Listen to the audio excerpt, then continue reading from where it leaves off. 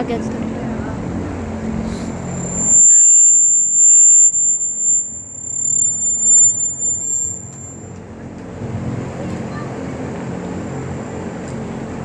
जब तक हमारा लक्ष्य पराभिमुख होता है तब तक हम पराधीन रहते हैं। और पराधीनता किसी को प्रिय होती है, किसी को प्रिय नहीं होती है। ज़्यादातर पराधीनता को व्यक्ति ज़्यादा पसंद करता है। जिस पराधीनता में आपकी इच्छाओं की पूर्ति होती हो, वो पराधीनता आपको अच्छी लगेगी, क्योंकि आपकी इच्छाओं की पूर्ति हो रही है। और जिस पराधीनता में इच्छाओं की पूर्ति नहीं होती हो, इच्छाओं का विरोध होता हो, वो पराधीनता आपको प्रिय नहीं लगेगी। जैसे किसी ने कहा, बच्चों से कहा स्कूल जाया करो। स्कूल जाते हैं तो स्कूल से जाने से पहले उनको ये है मास्टर का डंडा याद आएगा। आजकल तो डंडा पिटाई नहीं चलती है, पहले चलती थी हमारे ज़माने में। तो मास्टर की ताड़ना याद आती थी। बच्चा भयभीत होता था, स्कूल जाने से कतराता था। पर देखिए आजकल तो जो और उसको वो दिलाया जाता है, दिलासा दिलाई जाती है। आजकल तो जाते सब। तो इसी प्रकार से जिस साधन के द्वारा भयों की निवृत्ति हो, किसी प्रकार का भय न हो, उस साधन को हम पसंद करते हैं। तो उसमें हमारे मनोरंजन की चीज है। किसी ने कहा कि आप साधन करें, तो साधन करने से क्या मिलेगा हमको? साधन करने से आपको भगवान मिलेगा,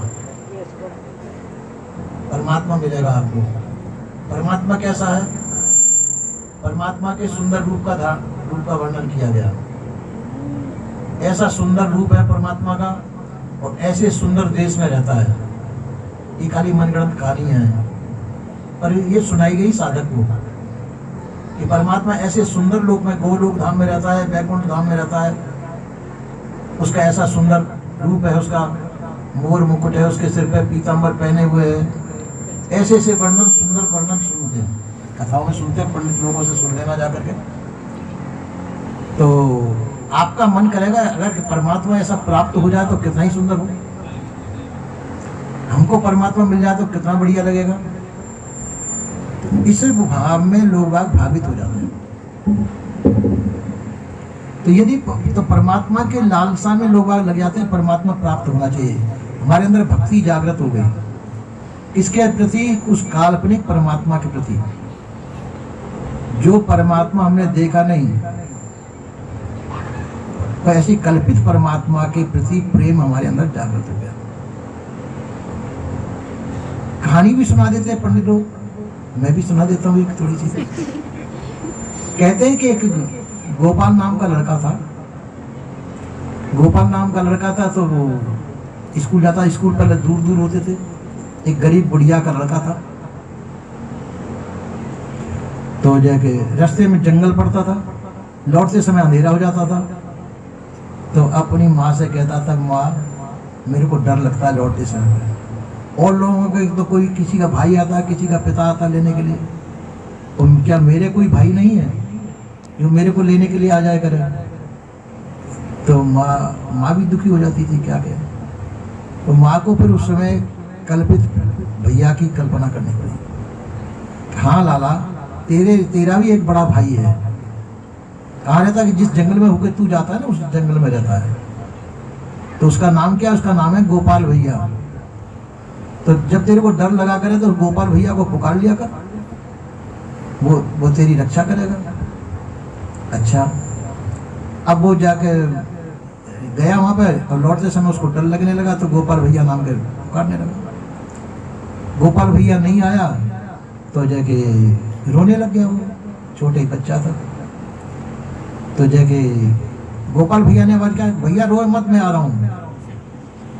अब परमात्मा सुंदर रूप, जैसा माँ ने रूप बताया था, मोर मुकुट बांध करके, पीतांबर पहन करके, मुरली हाथ में लेकर के गोपाल भैया हाजिर हो गया। अब गोपाल भैया हाजिर हो गया तो बहुत खुश हुआ कि मेरा भैया तो बहुत सुंदर है। उनको साथ में लेकर के वहां तक गांव तक पहुंचाया कि अब तो तुम जाओ घर में, अब मैं भी लौट जाता हूँ कि घर क्यों नहीं चलते, माँ से मेरी लड़ाई है इसलिए मैं नहीं जाता हूँ बोले। ऐसे करके माना। अब ऐसे कुछ दिन चलता रहा।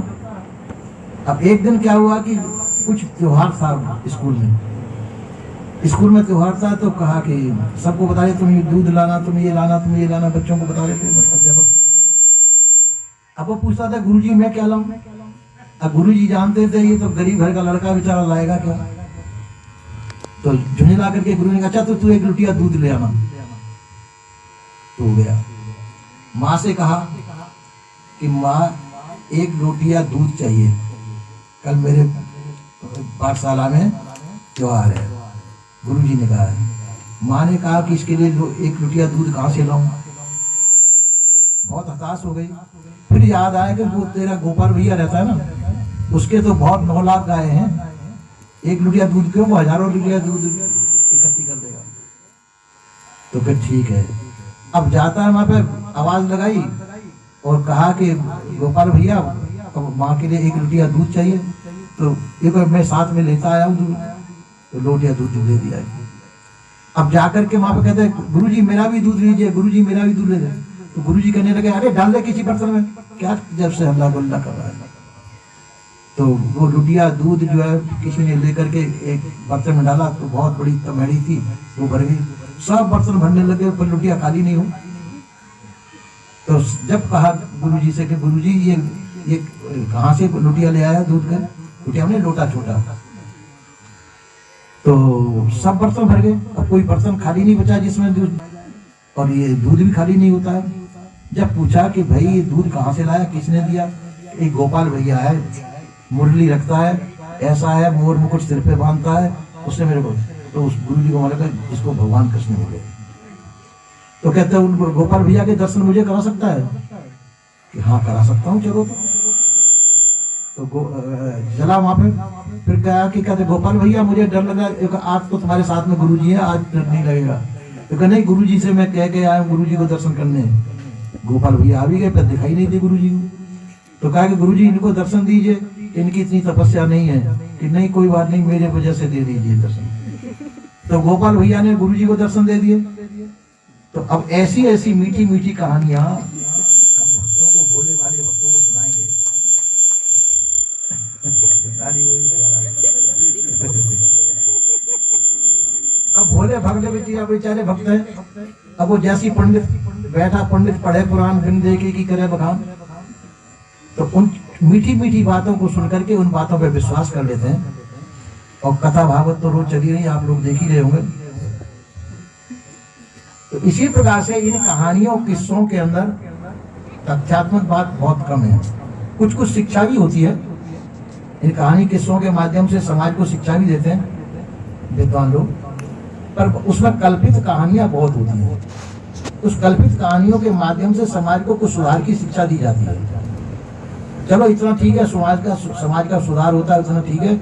और बाकी चीज निर्वक दूध के सर्वक पानी, निरा दूध है कि पानी पानी है, तो पानी के बहाने से कुछ तो दूध मिलता ही है, सफेद रंग तो मिलेगा ही मिलेगा। तो इसी प्रकार से ये शिक्षा मिलती है समाज के अंदर।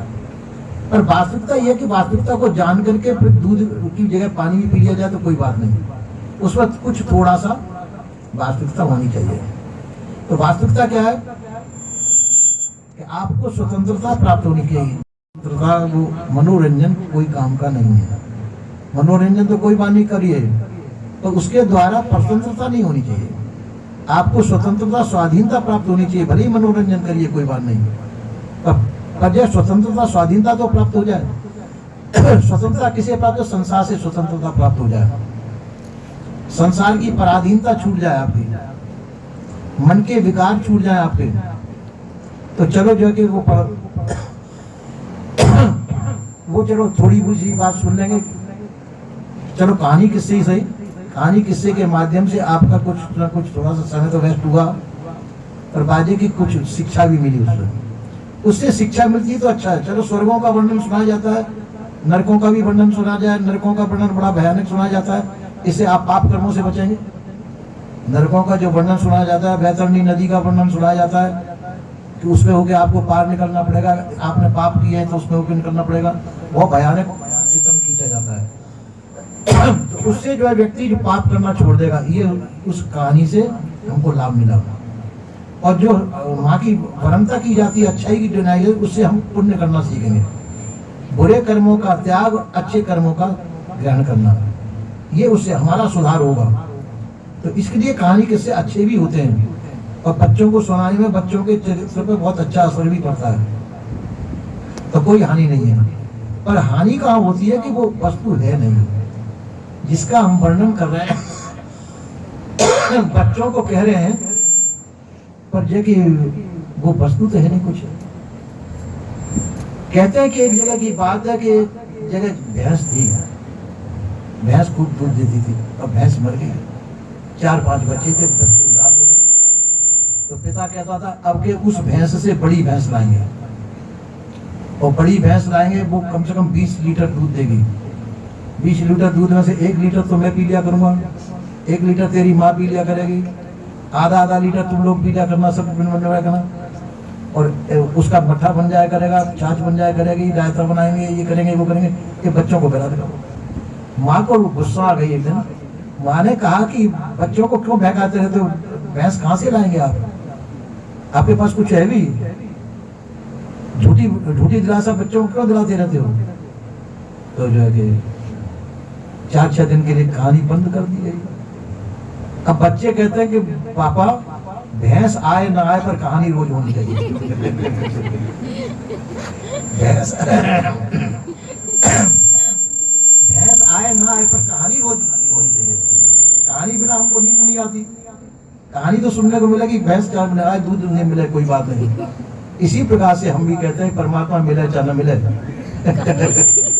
परमात्मा हो चाहे नहीं हो, मिले न मिले, पर परमात्मा की कहानी किससे रोज होनी चाहिए। तो परमात्मा की कहानी किससे सुननी है, तो आप वृंदावन चले जाइए, ऋषिकेश चले जाइए, बड़े बड़े तीर्थों में चले जाइए, वहाँ जो बड़ी बड़ी कहानी किससे, और नहीं तो भागवत कथा तो आज जगह जगह होती है ना। वहाँ चले जाइए, आपको भगवान के किस्से मिल जाएंगे, सुनने को अच्छे मिल जाएंगे, पर मिलेगा उसमें कुछ नहीं, खाली कहानी। निर्भर के दूध के सर्व के पानी मिलेगा, खाली कहानी, उसकी जगह मिलने वाला कुछ नहीं। हाँ, मनोरंजन जरूर हो जाएगा, उसके नाम पे आपको ढोलक बाजे तमाशे मिल जाएंगे, भगवान के अच्छे गीत मिल जाएंगे। कह देंगे, भगवान कहते हैं कृष्ण, भगतन ने मोगु नानावा तीन चायो, भगतन ने मोगु। अब कृष्ण कह रहे हैं इस बात, लोक लाज तजी नहीं काज मैंने बैकुंठू विसरायो। तो ऐसी ऐसी कहानी किस्सों में, ऐसे गानों में हम बहल जाते हैं, अपने आप को भूल जाते हैं। हम अपने आप को भूलने के लिए यदि कोई वो करते हैं तो वो हम अपने साथ में छल कर रहे हैं। हम सजग और सावधान हो, इन रसों में हम न भूलें कि आप अजर हैं, अखंड हैं, अविनाशी हैं, आपका नाश कभी नहीं होगा। संसार के मोह ममता आसक्ति को छोड़िए, आप सजग सावधान होइए। ये शिक्षा दी जाए तो अच्छी बात है, पर ये शिक्षा न दे करके हम भक्तों की भावनाओं से खिलवाड़ करके इन कहानी किस्सों में भक्तों को फंसा दें और वास्तविकता से अलग कर दें, तो ये उचित नहीं है। उन पंडित लोगों का भी कर्तव्य, उन विद्वानों का भी कर्तव्य है कि वो शिक्षा देनी चाहिए जिससे भ्रमभूल धोखे से साधक दूर हो, भ्रमभूल धोखे में न फंसे, भ्रमित न हो, मोहित न हो, संसार की मोह ममता आसक्ति में मोहित नहीं होते हों, विषय वासनाओं में न फंसे और अपना जीवन कल्याण कर ले जाए। संसार में सब फंसाने वाले हैं, भ्रमित करने वाले हैं। इस भ्रम भूल धोखे से हम बच करके अपने शुद्ध स्वरूप को आ जाए, स्वतंत्रता मानो। संसार की पराधीनता परतंत्रता को त्याग करके हम स्वतंत्र स्वाधीन होकर के अपने स्वरूप में स्थित हो। ये भी कहते नहीं मतलब हम शांत अपने आप में हो, अपने आप में ही हम शांत हो और स्वतंत्र हो जाएं। इतनी स्थिति आपने पा ली तो बहुत कुछ पा लिया और बहुत कुछ कर लिया। यही विराम लेता हूँ। बोले श्री सद्गुरुदेव की।